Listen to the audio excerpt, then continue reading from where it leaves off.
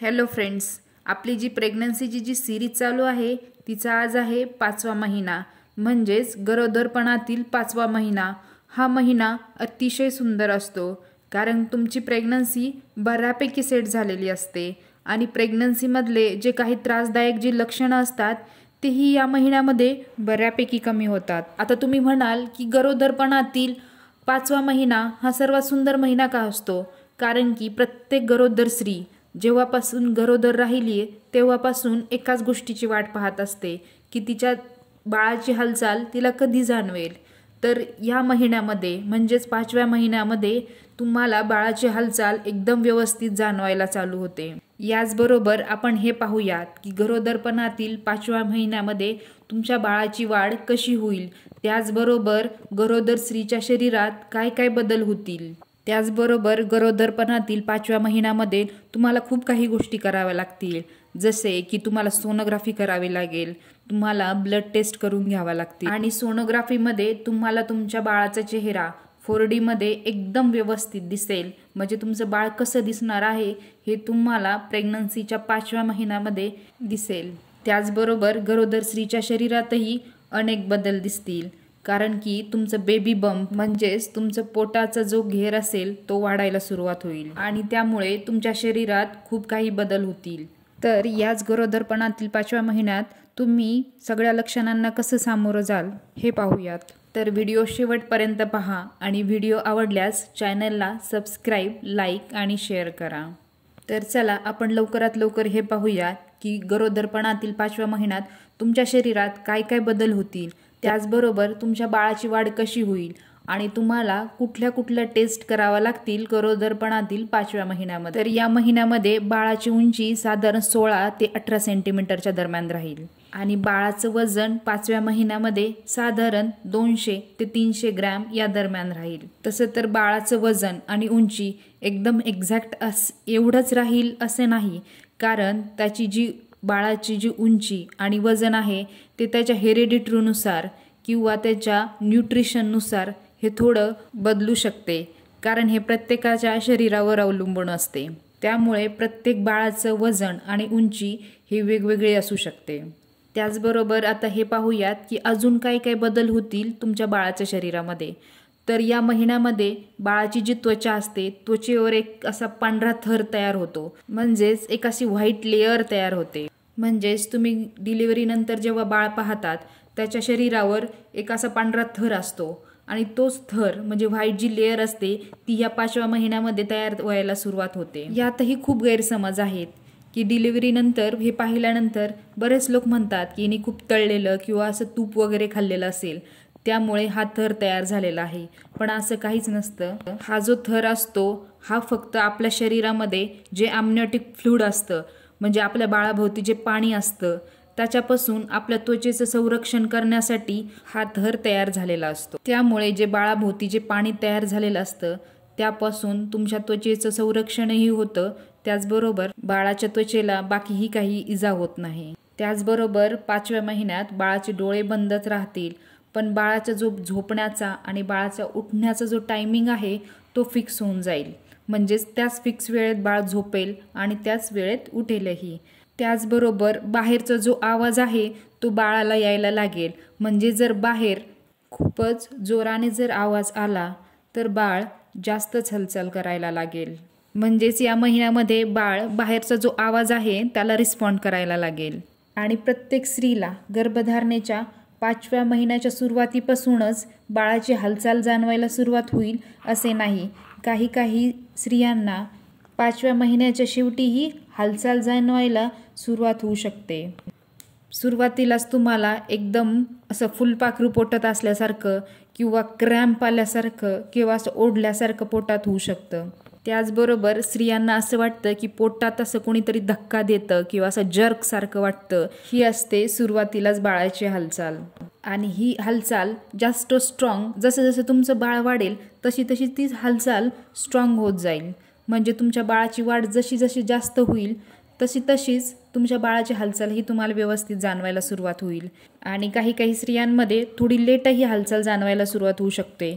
म्हणजेच काही स्त्रियांमध्ये 6व्या महिन्यातही हालचाल जाणवायला सुरुवात होऊ शकते. हालचालीच्या बाबतीत खूप स्त्रियांना एन्झायटी किंवा चिंता असते, त्यामुळे त्याच्यासाठी घाबरू नका. काही स्त्रियांमध्ये ही हालचाल 6व्या महिन्याच्या सुरुवातीलाही जाणवू शकते. तुमच्या पोटाच्या घेराविषयी बोललं तर तुमचा पोटाचा घेर म्हणजेच तुमचं बेबी बंप एकदम व्यवस्थित दिसायला लागेल 5व्या महिन्यामध्ये. तुमची प्रेग्नन्सी जर मुलीची असेल, म्हणजे तुमच्या पोटात जर मुलगी असेल, तर या महिन्यामध्ये बाळाचे युट्रस म्हणजेच बाळाची गर्भपिशवी तयार होते. त्याचबरोबर ओव्हरीज आणि त्यामध्ये अंडी तयार होण्याच्या प्रोसेसलाही सुरुवात होते. आणि तुमच्या गर्भामध्ये जर मुलगा असेल तर त्याच्या टेस्टिकल्सही तयार व्हायला सुरुवात होतात. त्याचबरोबर 5व्या महिन्यामध्ये बाळाच्या मेंदूची वाढही व्यवस्थित होते. बाळाच्या शरीरावर छोटे हेअर फॉलिकल्सही तयार व्हायला सुरुवात होते. आणि बाळाच्या किडनीमध्येही युरिन फॉर्मेशनला सुरुवात होते. हे काही महत्त्वाचे बदल गरोदरपणातील 5व्या महिन्यामध्ये बाळाच्या शरीरात होतात. आता जसा 5वा महिना लागेल तसंच गर्भवती स्त्रीच्या शरीरात काय बदल होतील हे आपण पाहूया. सर्वात महत्त्वाची गोष्ट म्हणजे तुम्हाला सरळ किंवा पालथे झोपण्याची जर सवय असेल तर ती तुम्हाला बदलावी लागेल. एका अंगावर किंवा शक्यतो डाव्या कुशीवरच झोपायचं आहे तुम्हाला. यात सरळ का झोपू नये असे अनेक स्त्रिया विचारतात. कारण गरोदरपणात तुमचं पिशवीचं म्हणजे युट्रसचं वजन वाढलेलं असतं आणि आपल्या पोटाची जी मागची साईड आहे तिथे आपल्या मेन व्हेन्स असतात. त्यावर प्रेशर येईल आणि त्यावर प्रेशर आल्यामुळे हार्टपर्यंत तुमचं व्यवस्थित ब्लड सप्लाय होणार नाही आणि त्यामुळे तुमचं ब्लड प्रेशर फ्लक्च्युएट होऊ शकतं. त्याचबरोबर कंबरदुखीचाही त्रास होऊ शकतो. तसेच सारखे डोकेदुखीचाही त्रास होऊ शकतो. त्यामुळे एका कुशीवर झोपलेलं तर बरंच राहील, त्याचबरोबर डाव्या कुशीवर झोपलात तर एकदमच उत्तम राहील. 5व्या महिन्यात अजून एक लक्षण दिसायला सुरुवात होते, ते म्हणजे तुमच्या हातापायांवर सूज येते. तर ती सूज कमी करण्यासाठी तुम्ही दिवसभरात भरपूर पाणी प्यावेत. त्याचबरोबर नारळ पाणीही घ्या. त्यामुळे तुमचं युरिन आउटपुट वाढेल आणि सूज कमी होण्यास मदत होईल. दुसरं म्हणजे झोपताना नेहमी पायाखाली उशी घेऊन झोपावे. आणि खूपच जर सूज येत असेल पायांवर तर तुम्ही तुमच्या डॉक्टरांचा त्वरित सल्ला घ्यावा. गरोदरपणातील 5व्या महिन्यामध्ये तुमच्या शरीरावर किंवा तुमच्या पायांवर सूज येणे अशी लक्षणे दिसू शकतात. रात्री खूप वेळा तुम्हाला झोपेतून उठावे लागते, कारण तुम्हाला खूप वेळा लघवीला उठावे लागेल, कारण तुमच्या बाळाचं वजन वाढलेलं असेल आणि त्यामुळे तुमच्या लघवीच्या पिशवीवर दाब पडेल आणि तुम्हाला खूप वेळा लघवीला जावे लागेल. त्याचबरोबर तुमची भूकही वाढेल, कारण 5व्या महिन्यामध्ये तुमची शुगर लेवल फ्लक्च्युएट होत राहील आणि आता उलटी आणि मळीमळीचा त्रास कमी झाल्यामुळे तुम्हाला भूकही लागेल आणि जेवणही व्यवस्थित जाईल आणि तुमचं वजन या महिन्यामध्ये साधारण 1 ते 1.5 किलोने वाढेल. गर्भधारणेच्या 5व्या महिन्यामध्ये तुम्हाला त्वचेविषयी काही तक्रारी चालू होतात, जसे की वांग यायला सुरुवात होते. गालावर, नाकावर, कपाळावर अशा फुलपाखराच्या आकाराचे काळसर पॅचेस दिसायला सुरुवात होते किंवा काही स्त्रियांना पिंपल्सही येतात. या उलट काही स्त्रियांना चेहऱ्यावर खूप तेज येतं, प्रेग्नन्सी ग्लो म्हणतात त्याप्रमाणे. तुमचे केस सुंदर होतील, कारण तुमचे विटॅमिन्स आणि कॅल्शियम सप्लिमेंट प्रेग्नन्सीमध्ये चालू असते. त्यामुळे तुमचे केस लांब होतील, दाट होतील. त्याचबरोबर तुमची त्वचाही सुंदर होईल. हे बदल प्रेग्नन्सीच्या 5व्या महिन्यामध्ये तुम्हाला दिसतील. तुमच्या आहाराविषयी बोललं तर तुम्हाला सकस आहार घ्यायचा आहे, कारण 5व्या महिन्यापासून बाळाचंही वजन वाढण्यास सुरुवात होते. त्याचबरोबर तुम्हालाही जेवण चांगलं जाईल. दिवसभरात थोड्या अंतराने थोडं खात राहा. नारळ पाणीही भरपूर प्या, कारण त्यामुळे तुमचं फ्लूइड किंवा पाणी मेंटेन राहण्यास मदत होते. स्पेशली 8व्या आणि 9व्या महिन्यात पाणी कमी होण्याचे चान्सेस असतात. बाळ कोरडं पडलंय असेही तुम्ही ऐकलेलं असेल. जर तुम्ही सुरुवातीपासूनच तुमचं फ्लूइड मेंटेन ठेवलं तर तुम्हाला 8व्या 9व्या महिन्यामध्ये काही एक्स्ट्रा गोळ्या किंवा सॅचेट घेण्याची गरज पडणार नाही आणि तुमचं शरीरातील फ्लूइड मेंटेन राहील. योग्य आहार म्हणजे प्रोटीन्स, विटॅमिन, मिनरल्स सर्व तुमच्या आहारामध्ये हवं आहे. तुमच्या आहारामध्ये भाजी, पोळी, सर्व डाळी, त्याचबरोबर सलाडही भरपूर प्रमाणात घ्या, कारण सलाड हे फायबरयुक्त असते आणि त्यामुळे तुम्हाला कॉन्स्टिपेशनचा त्रास होणार नाही. कारण गरोदरपणात बऱ्याच स्त्रियांना कॉन्स्टिपेशनचा त्रास होतो आणि प्रेग्नन्सीमध्ये कॉन्स्टिपेशन झाल्यामुळे पाईल्स आणि फिशर्स असेही त्रास वाढतात आणि त्यामुळेच तुम्हाला फायबरयुक्त पदार्थ भरपूर घ्यायचे आहेत. त्यामुळे तुम्हाला गॅसेस किंवा अपचन असे त्रास होणार नाहीत. त्याचबरोबर गरोदरपणात तुम्हाला दही किंवा ताक घेणे अत्यंत महत्त्वाचे आहे. त्यामुळे तुमचे आतडे व्यवस्थित राहतील आणि तुमचे आतडे जर व्यवस्थित राहिले तर तुम्ही जे खाल्ले आहे ते व्यवस्थित ॲब्सॉर्ब होईल. त्यामुळे तुमचे आतडे व्यवस्थित राहणे खूप गरजेचं आहे. त्याचबरोबर दिवसभरात एक तरी सीझनल फळ खा. सकाळी 1 ग्लास व रात्री 1 ग्लास दूध घ्या. त्यामध्ये प्रोटीन पावडर टाकली तर एकदम उत्तम राहील आणि एका वेळेला दुधात थोडी चिमूटभर हळद टाका. त्यामुळे हे जे सीझनल आजार आहेत ॲलर्जिक ते होणार नाहीत.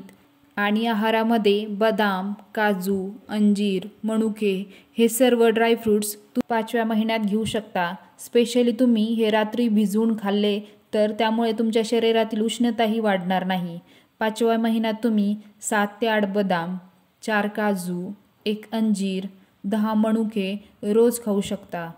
5व्या महिन्यात टेस्ट कुठल्या कराव्या लागतील हे पाहूयात आपण. HB, CBC आणि सुरुवातीला सांगितल्याप्रमाणे तुम्हाला एक अल्ट्रासाऊंड म्हणजे सोनोग्राफी करून घ्यावी लागेल, जी 4Dमध्ये असेल. त्यामध्ये तुमचं बाळ व्यवस्थित दिसेल. त्या बाळामध्ये काही प्रॉब्लेम तर नाही ना. त्याचबरोबर तुमच्या बाळाची अवयवांची वाढ कशी होते हेही कळेल आणि त्याचा ब्लड सप्लाय व्यवस्थित होतं का नाही हेही आपल्याला या सोनोग्राफीमध्ये पाहता येईल. ही सोनोग्राफी प्रेग्नन्सीमधली सर्वात मोठी सोनोग्राफी असते आणि ही करणं खूप गरजेचे असते. त्याचबरोबर 5व्या महिन्यामध्ये तुमचं एक TTचं इंजेक्शनही येईल. एक इंजेक्शन 3रा महिना कंप्लीट झाल्यानंतर येईल आणि दुसरं इंजेक्शन 5व्या महिन्यामध्ये येईल. हे बदल होतील गरोदरपणातील 5व्या महिन्यामध्ये. या 5व्या महिन्यामध्ये आईचं आणि बाळाचं एक बॉन्डिंग तयार व्हायला सुरुवात होते. कारण 5व्या महिन्यामध्ये आईला बाळाची मूवमेंटही जाणवायला सुरुवात होते. त्याचबरोबर बाळालाही बाहेरचा आवाज ऐकायला चालू होतो. बाळ बाहेरच्या आवाजालाही रिस्पॉन्ड करायला लागतं. त्यामुळे 5व्या महिन्यापासून तुम्ही एकदम स्ट्रेस फ्री राहा. तुमच्या ज्या आवडीच्या गोष्टी आहेत त्या करा आणि एकदम चांगलं वातावरण किंवा जी चांगली गाणी वगैरे आहेत ती ऐकण्याचा प्रयत्न करा. म्हणजेच तुमच्या बाळाला छान गर्भसंस्कार होतील. त्याचबरोबर गर्भारपणा किंवा गरोदरपणा ही थोडी हेक्टिक असते. त्यामुळे तुम्ही तुमच्या फॅमिलीसोबत जास्तीत जास्त वेळ घालवा. तुम्हाला जर काही प्रॉब्लेम्स असतील तर तुमच्या फॅमिलीबरोबर शेअर करा, म्हणजे हे प्रॉब्लेम्स कमी होतील. त्याचबरोबर योगा आणि प्राणायाम प्रेग्नन्सीच्या 5व्या महिन्यामध्ये अगदी उत्तम असते आणि चालण्याचा व्यायामही करावा. असा असेल तुमचा गरोदरपणातील 5वा महिना. तुमचे जर काही प्रश्न असतील किंवा तुम्हाला काही कन्फ्युजन असेल तर इनबॉक्समध्ये नक्की टाका. त्याचबरोबर चॅनलला सबस्क्राईब, लाईक आणि तुमच्या फ्रेंड्सबरोबर नक्की शेअर करा. Stay healthy, stay happy. Thank you.